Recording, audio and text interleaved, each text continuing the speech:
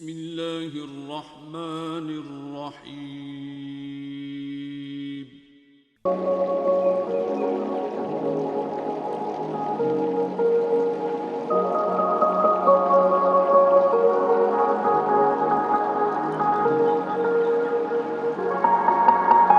یا ایہا الذین آمنوا کتب علیکم الصیام کما کتب علی الذین من قبلکم لعلکم تتقون۔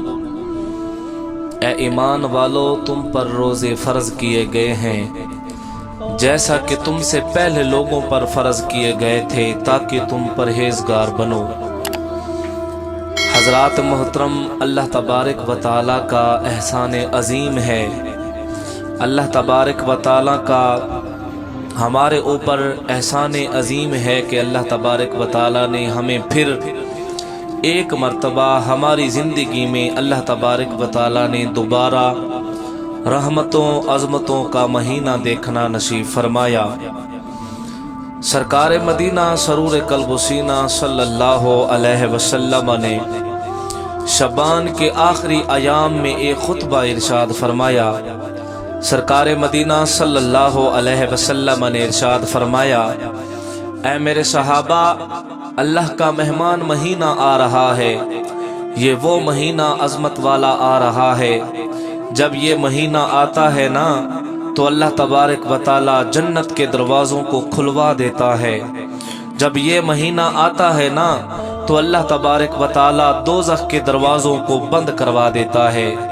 حضرت ابو ہریرہ رضی اللہ تعالی عنہ فرماتی ہیں، سرکار مدینہ سرور قلب و سینہ صلی اللہ علیہ وسلم ایک مرتبہ مسجد میں تشریف لے کر آئے۔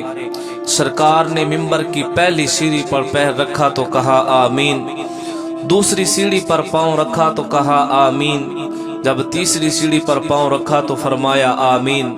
اب سرکار کے غلام پریشان ہو جاتے ہیں، سرکار کی بارگاہ میں عرض کرتی ہیں، یا رسول اللہ، یا حبیب اللہ، پہلے بھی آپ تشریف لے کر آتے ہیں لیکن آج کیا وجہ ہے؟ آپ نے 3 مرتبہ آمین کہا۔ تو آپ کی اور میرے پیارے آقا علیہ الصلوۃ والسلام نے فرمایا، جب میں مسجد میں پہنچا نا تو جبریل امین آئے، وہ آ کر دعا مانگتے گئے، میں آمین کہتا گیا۔ اب صحابہ نے جب سنا تو عرض کی، یا رسول اللہ، جبریل امین نے کیا دعا کی؟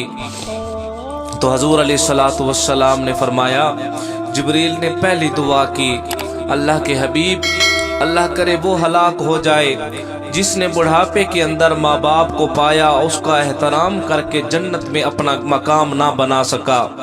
تو میں نے کہا آمین۔ اب جبریل نے دوسری دعا منگی، اللہ کے حبیب، اللہ کرے وہ بھی ہلاک ہو جائے